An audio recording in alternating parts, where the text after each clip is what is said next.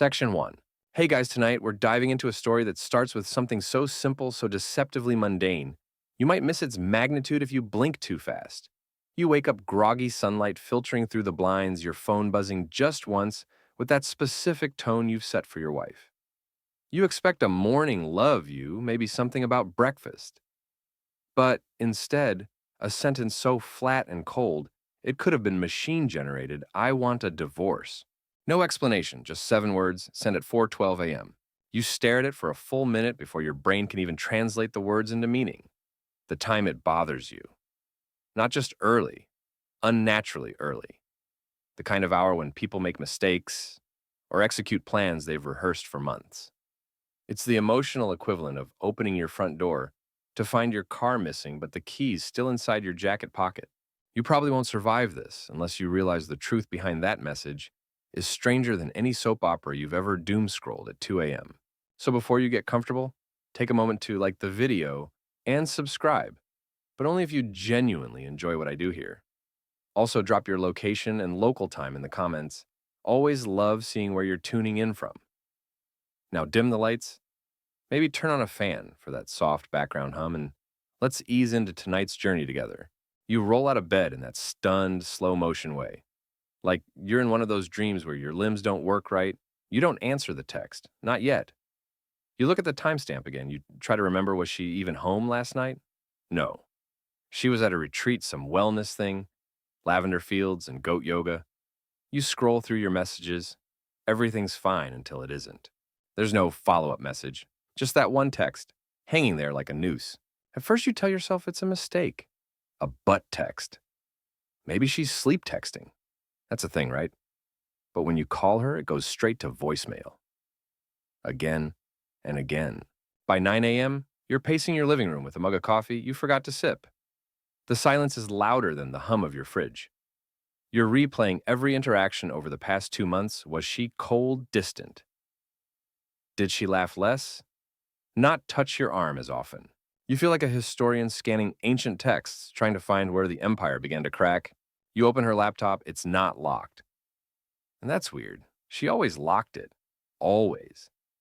The desktop is eerily clean. Too clean. Not a single browser window left open. But there's a file in the trash. One she tried to delete, a half-written letter addressed to someone named Jay. And that's your first real clue. Who the hell is Jay? Now, historians still argue whether the Trojan horse was truly hollowed out to fit soldiers or simply symbolic, but what we can agree on is this: it worked because it seemed ordinary, harmless, much like this letter. Inside it are scattered thoughts, snippets, apologies. He doesn't know. This is the only way. Tell the others. Tell the others. You sit back. Your spine tingles in a way no ergonomic chair can fix. At this point, you still want to believe this is about love. A secret affair, maybe. That would be simple. Ugly, but clean. But what's coming is anything but clean. You go to brush your teeth just to feel normal. And that's when you notice her travel bag is still in the hallway. It's unzipped. Inside a dress you don't recognize. A brochure from somewhere called Echo Hills Institute. And an old Polaroid photo of her and someone who looks like you. Except you know you weren't there. You've never been to Echo Hills. And you sure as hell never owned that mustard-colored turtleneck. Your throat tightens. Your chest gets that old high school test you didn't study for feeling. You grab the brochure. No website listed. Just a phone number and a single tagline. Reclaim what you forgot. Here's your first fringe tidbit of the night. In the 1800s, there was a French physician named Etienne Serre who believed memory could be transferred through cranial shape. Yes, he thought you could literally inherit memories through your skull. He was wildly wrong. But the notion that memories aren't fixed, that part, that stuck around. You sit there in your hallway dress in one hand, brochure in the other, thinking, did I forget something? Or was something erased? That's when your phone buzzes again. It's a photo, no message, just a grainy photo of a house on fire. You zoom in. It's your childhood home. But here's the kicker. You never told her where it was. Section 2. You blink at the photo. Your hands go cold. It's the house you grew up in, down to the crooked green mailbox and the oak tree that leaned left like it was listening. But the image isn't just eerie because it's your past, it's the angle. The photo looks like it was taken from the edge of the yard, right where your dad used to stand, with a beer in hand muttering about the weather. Someone was there, You stare at it, waiting for a text to follow. Anything that explains what the hell this means. But nothing comes. Just the image. You try calling again, but her number's still dead. You try her sister, her best friend. Nobody answers. You're not just losing your marriage, you're unraveling at the seams. In a desperate moment of let's just be crazy, you dig out an old plastic bin of keepsakes from the hallway closet. Buried beneath a childhood baseball mitt and a broken Walkman is a shoebox. One you haven't seen since before you moved in with her. Inside is the usual nostalgia buffet concert. Tickets a rusty key you never labeled, and then jammed between two dog-eared postcards. From Myrtle Beach is a receipt, dated 1998. A dry cleaner, in a town you swear you've never been to. You tap the town name into Google Maps, Ravenbrook, Missouri. Population allegedly 0. No results, no zip code. But the receipt is real, the paper brittle with age, and there's your name scribbled across it in your own handwriting. Except the signature is a little off, not just sloppy, wrong. Historically speaking, entire towns have vanished before. Take Centralia, Pennsylvania. It's been burning underground since 1962, thanks to a coal mine fire that's still smoldering. Most residents relocated, but a few remained in denial, refusing to leave. Some called it cursed, others called it home. So it's not impossible for a place like Ravenbrook to fade out of maps. But what makes you shiver is the question, why was I there and why don't I remember? You grab your car keys and do something dumb impulsive. You drive. No destination in mind, just a need to move. The act of motion feels like control. But halfway through the drive, you remember something odd. Last month, you got a flat tire. The spare in the trunk had already been used, only you didn't remember using it. Your wife said you replaced it. Said you were acting weird that weekend. You laughed it off. But now it feels like someone's been writing your story with a Sharpie, and you're only seeing the edits after the ink's dry. You pull into a gas station 2 towns over and sit with your head on the steering wheel. That's when the guy behind the counter gives you a nod like he knows you. Like you're in some secret club. You're back early, he says, casually handing you a bottle of water you didn't ask for. Thought you weren't due till fall. You stammer. Have we met? He laughs. Very funny, Gabe. Your name isn't Gabe. Here's your historical fact. For the stretch of the ride in the 17th century, a French adventurer named Jean-Baptiste Tavernier claimed to have seen a mirror town in Persia, a reflection of an existing city, except everything inside was subtly wrong. Colors muted, shadows wrong. People smiling just a bit too long. Historians debate whether this was an illusion, a fable, or a real place warped by heat and distance. You wonder if you're driving into your own mirror town. Later that night at home, you pace. You barely eat. You don't turn on the lights. You scroll through every photo on your wife's social media hoping for another clue. But something keeps pulling you back to that brochure Echo Hills Institute Reclaim What You Forgot. You call the number. It rings once, then it picks up. But no one speaks. Just breathing. You whisper hello twice. Then a voice answers. It's your voice. Turn around. You do. No one's there. You drop the phone. Your heart is somewhere near your kneecaps. You feel ridiculous. You laugh a dry, broken sound. But the phone buzzes one last time. Another photo. This one's a family portrait. You, your wife, a little girl you don't recognize, and someone else behind you. Faded, tall, hand on your shoulder. You zoom in, trying to see his face. It's you, but older, scarred, and smiling like he knows something you don't. Section 3. You don't sleep that night. You try God, you try. But your mind plays the photos on a loop like a cursed slideshow.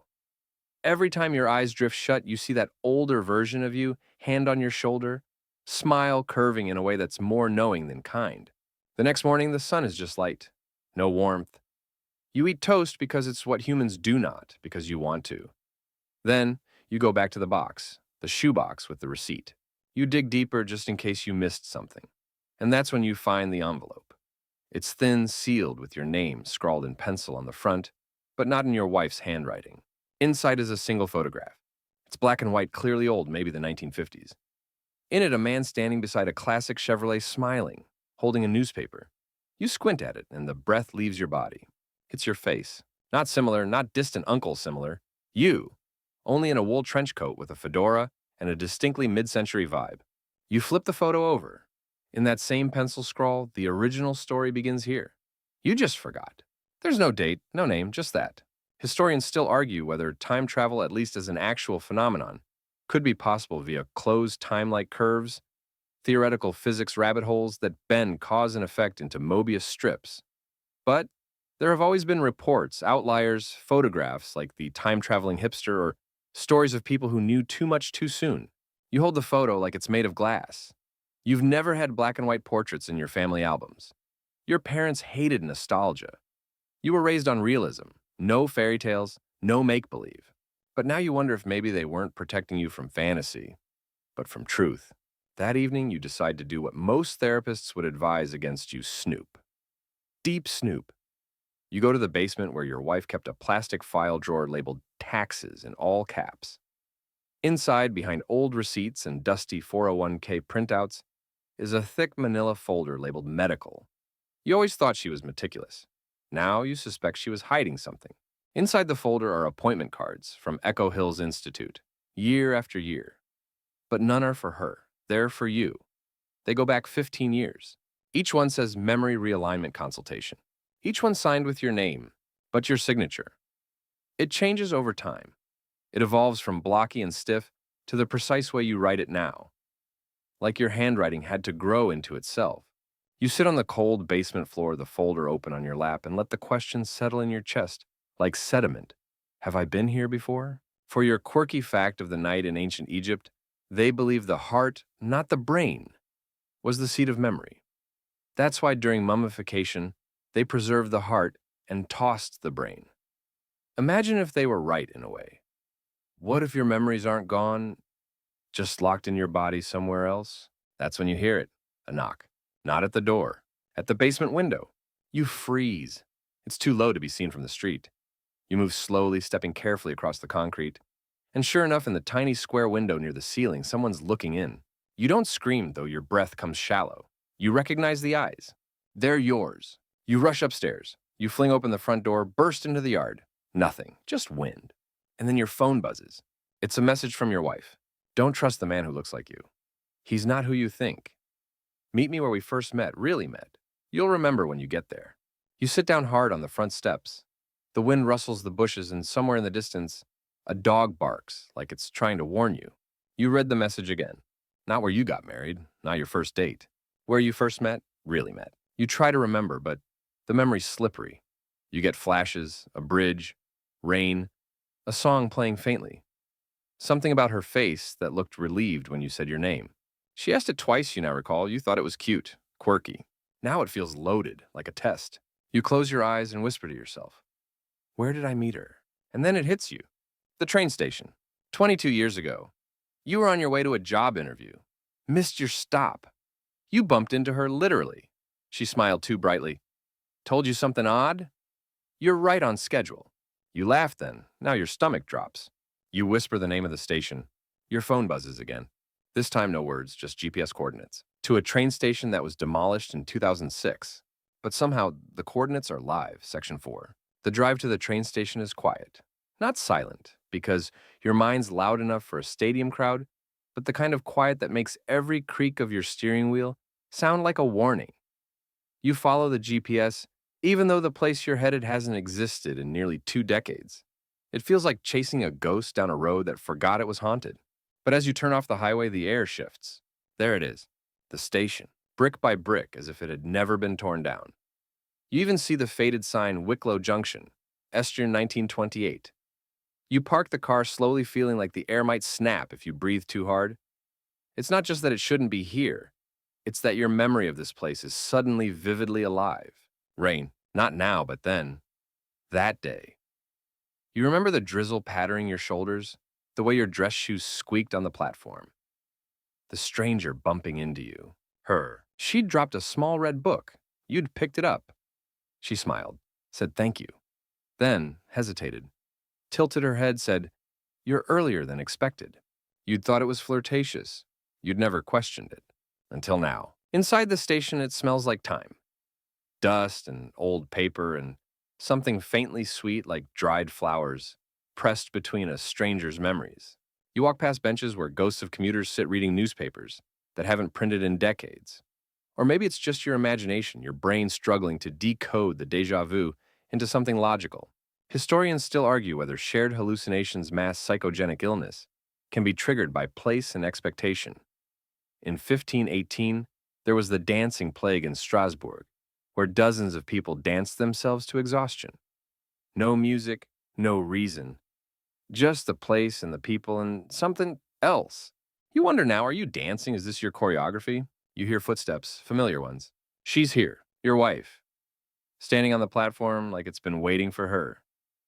She's holding the red book. I thought you'd remember, she says quietly. You don't speak. You just look at her, every question tangling in your throat. She opens the book. Inside photos. You as a child. You as a teenager, but not from your family albums. These are other angles, taken from across streets behind windows. Your life, observed. You weren't supposed to be the one, she says. You blink. The one what? She hesitates. Her hands tremble slightly. The one who made it this far, who remembered. They told me the reset would hold. What reset? She sighs and sits on the bench like her bones suddenly aged a century. The Institute, Echo Hills. It's not a spa. It's not even medical. It's a safeguard for people like you, like us. And here's your history nugget to chew on in the 1960s. Project MK Ultra tested psychedelic drugs on unknowing civilians, trying to erase and implant memories. Decades later, people still debate what was truly discovered or covered up. Some files were burned, others suspiciously lost. She continues. They say your mind is like a hallway of locked doors. Echo Hills, its real name's the Prometheus program. It just rearranges the keys. You want to scream, to cry, but mostly you want her to keep talking. You weren't always from here, she says. Not this version of here. You were brought in, temporarily. But you started anchoring, forming bonds. That wasn't supposed to happen. You're telling me I'm from what, another world? No, she finally meets your eyes. Another timeline. One where you died, but someone made a deal to save you. I made that deal. The air seems thinner now. Your lungs work harder to hold onto it. You died on the train, she whispers. 22 years ago, hit your head on the railing. Brain bleed. Dead before help arrived.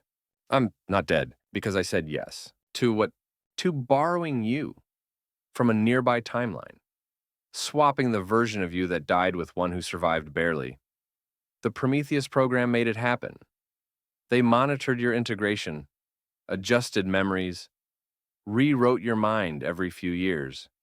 That's why you never felt right on your birthday. Why you had recurring dreams about a fire. You stumble back a step. Your memories, they fought the rewrite. And now, after all these years, the real you is catching up.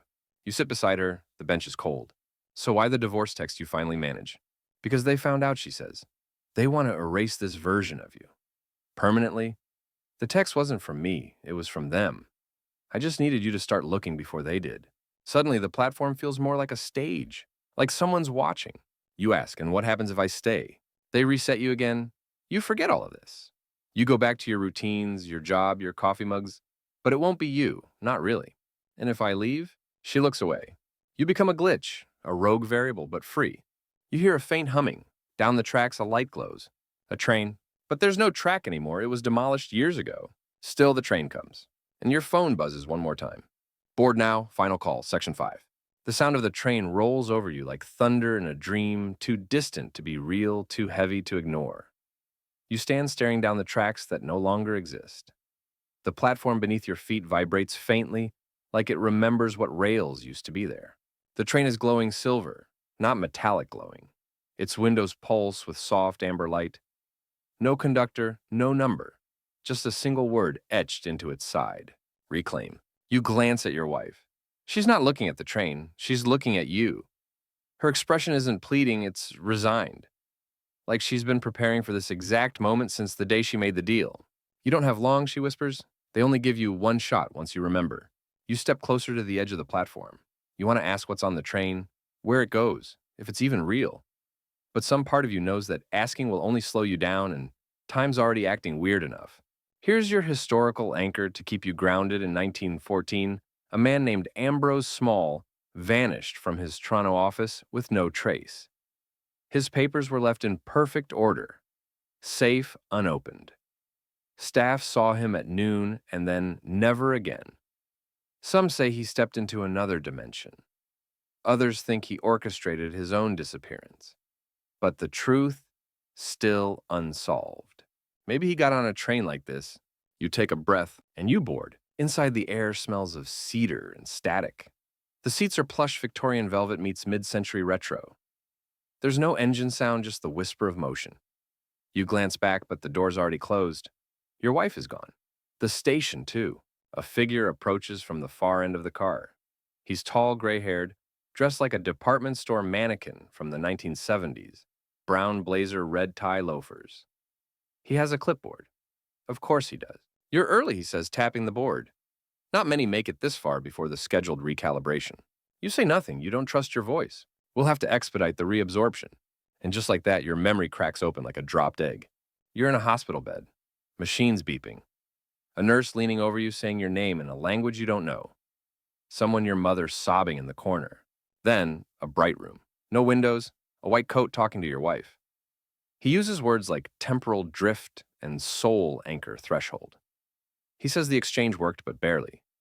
You had 6 months, maybe a year, before cognitive crossfade set in. But it's been 22. You snap back to the present. The man in the blazer raises an eyebrow. Strong recall, he mutters. That'll complicate things. You laugh because the absurdity is finally catching up. Who are you? He sighs. Think of me as quality control. You narrow your eyes. So this whole thing, the reset, the institute, the text, it's just to delete me. Not delete, he corrects. Reintegrate. You're not supposed to exist independently.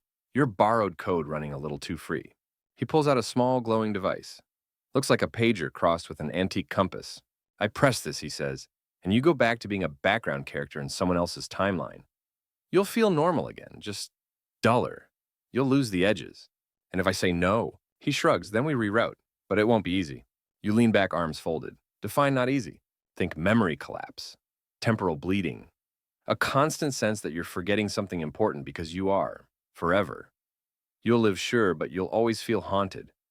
Like half your soul is stuck in buffering. You smirk, so, Tuesday. He doesn't laugh, figures. Here's your quirky tidbit to chew on. In 1981, a man walked into a Paris police station, claiming to be from a country that didn't exist toward. His passport was official-looking, but listed a non-existent nation. Authorities detained him, but by morning he'd vanished. Documents gone, never solved. Historians chalk it up to hoax or mental illness, but some whisper he glitched through. Like you. The train slows. The man rises. You can get off now. No harm done. Forget this ever happened. Let the reset take you, or stay on. See where this version of you goes. The door opens. No platform, just mist. You ask one last question. Why me? He finally softens, just a bit. Because someone loved you enough to break the rules. You think of your wife, her smile the day you met.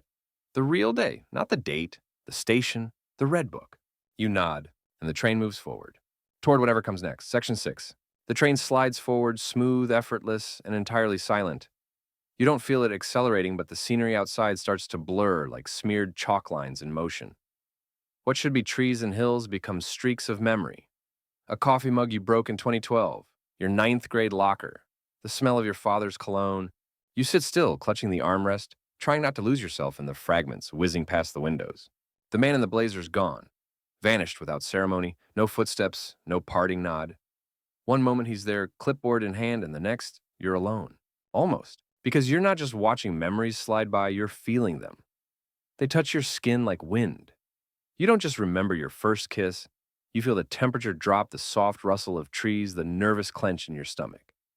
You don't just recall your college roommate. You hear his awful techno playlist pounding through the floorboards. Your head spins. And then a jolt. The lights flicker. A flicker like old fluorescent tubes in an abandoned office humming with age and secrets. The train grinds slightly. Not a full stop, but a stutter. Like it's slipping on something slippery and unseen. You rise cautiously. Walk toward the next car. There's a humming low like an engine warming. And when you open the door to car 2, you realize why. There are people here. Versions of you. Each one sitting quietly, dressed differently.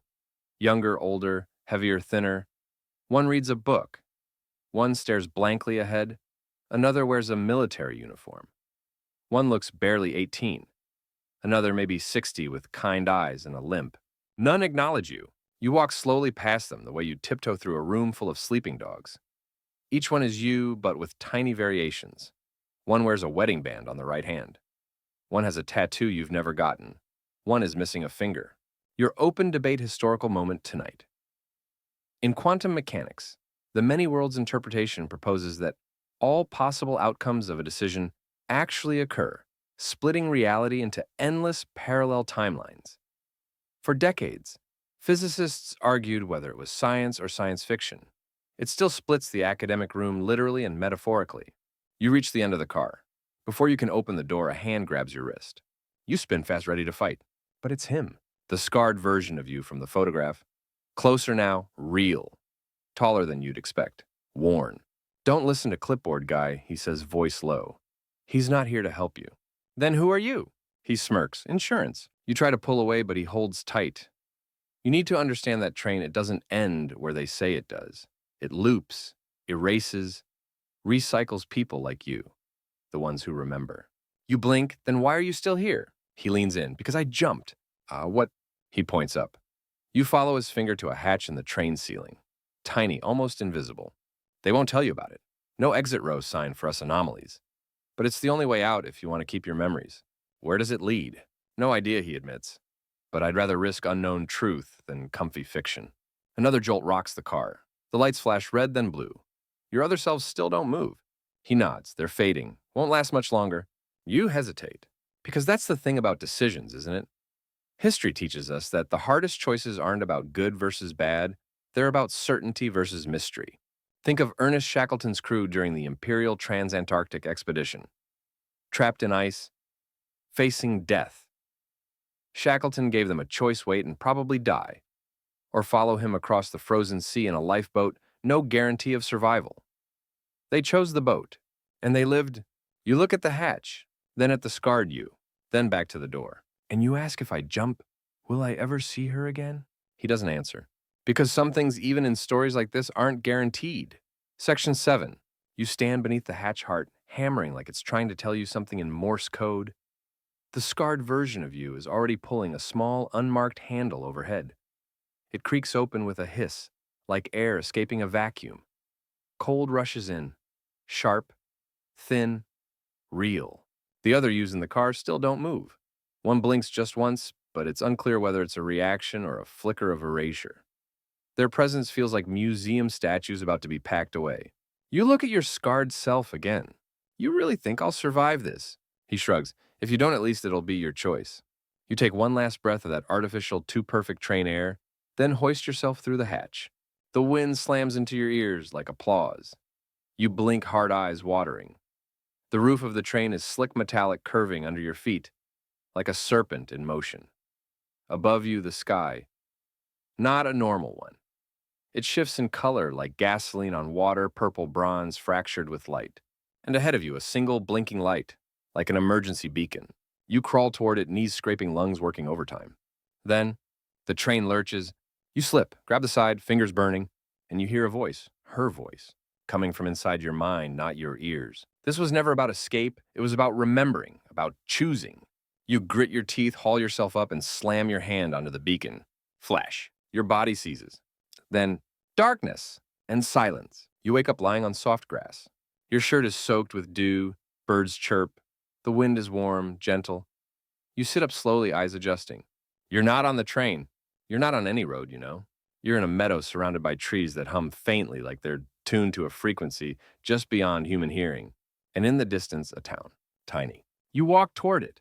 As you approach, you pass a weathered sign, "Welcome to Maryland's Cross, population 701. It's not Ravenbrook, not Echo Hills. Something new, but something old too, familiar. You pass houses that seem frozen in different decades, one's clearly 1940s, another straight from the 80s. People wave at you. Some look like strangers. Others look suspiciously familiar. Faces from dreams you've forgotten. You arrive at the town square, and there on a bench beside a fountain sits your wife. Or a version of her, hair longer, eyes older, but unmistakable. She smiles as if she's been expecting you for years. "I told them you'd jump," she says. You sit beside her dazed. "Where am I?" She tilts her head. "Where you belong. Somewhere not written by them." You pause, so this is real. As real as it gets. You both watch the fountain for a while, no trains, no ticking clocks, just water and wind. Here's your fringe tidbit of the night in certain rural towns in Romania. Villagers once believed memories could be tied to physical places, specific fields, rivers, even trees. If someone died far from home, it was said their spirit wandered until it found the land that remembered them. Maybe you found your land. Or maybe this is what happens when you choose mystery over manufactured peace. You walk the town with her. There are no smartphones, no ads, no echo hills, just moments, lived fully. Historians still debate whether utopia is ever achievable, or if every perfect society eventually cracks. But maybe utopia isn't about perfection. Maybe it's about choice. And for now, you've made yours, Section 8. You settle into Maryland's Cross as if your soul has always been slightly shaped to fit it. Days drift like smoke from an old chimney, slow, soft, and oddly warm.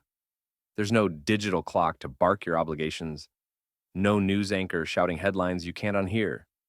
Just life. Small, real textured. You learn the names of people who smile like they've known you forever. Darla, who runs the bakery and insists on giving you yesterday's bread for free. Tom, who repairs watches that no longer tick for the principal, he says.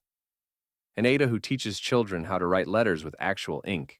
But here's what unnerves you. None of them ask why you're here. They know. They just don't say it.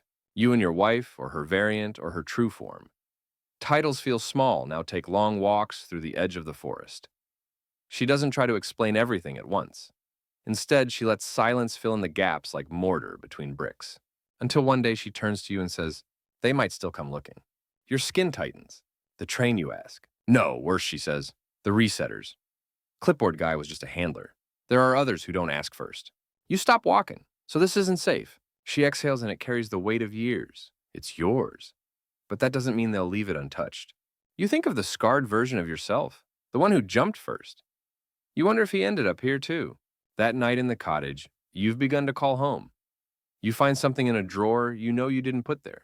A photograph, black and white. You, but different again. Beard, long coat, holding a map. On the back, keep moving forward. Never twice in the same place. Here's tonight's oddball fact in Norse mythology. There's a creature named Huldra, a beautiful forest spirit who lures wanderers off the path. If you follow her, you might vanish forever. But if you see through her illusion, you can escape and learn the secret roads that only the lost can find. You show your wife the photo. She doesn't look surprised. There are more of you, she says. Some scattered across timelines, some waiting, others not so lucky. You sleep lightly that night. Every creak in the wood sounds like a knock. And then around 3:17 a.m. it happens. The lights flicker, only for a moment. But when they come back, the house feels heavier. You rise, walk the perimeter. Outside the town is still, but across the square the clock tower glows faintly, its hands spinning backwards. In the distance, a train whistle. Low, far away, but real. You whisper, they found me. She joins you by the window. Not yet, she says, but soon. You touch the glass, it's warm. You think about those other versions of yourself.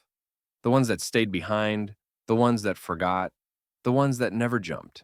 This place, it was never meant to last. Not forever, just long enough. Long enough to remember who you really are. She turns to you. There's another town, she says, 3 days north, a place where they still haven't cracked the veil. We can go. You nod. Not because you want to leave, but because you have to. You've learned enough from history by now. Stillness invites erasure. Movement breeds memory. Section 9. 3 days later, you're walking again. Not driving, not hitchhiking, walking, because the roads in this part of the world, or whatever pocket of fractured time you've slipped into, don't follow logic. GPS is a paperweight. Compasses spin like ballerinas on bad acid. Only paths seem to work. Dirt tracks, animal trails. Whispered shortcuts pass from one traveler to another like folk songs. Your wife walks beside you with a steady pace, her boots crunching against the gravel rhythmically. You don't speak much. Words feel too loud now. It's like you both know that speaking the wrong name or recalling the wrong memory might signal them. You pass ruins of things that never should have existed. A billboard that reads "Vote for Mayor You" in 6 languages. A collapsed telephone booth that rings once as you pass. A tree shaped exactly like the outline of your childhood dog. And then at sunset on day 3, you see it. A town, yes, but one seemingly built from forgotten things. Mailboxes half sunk into cobblestone. houses with doors that open the wrong way, a church bell that tolls every hour except the fourth. Welcome to New Elsewhere.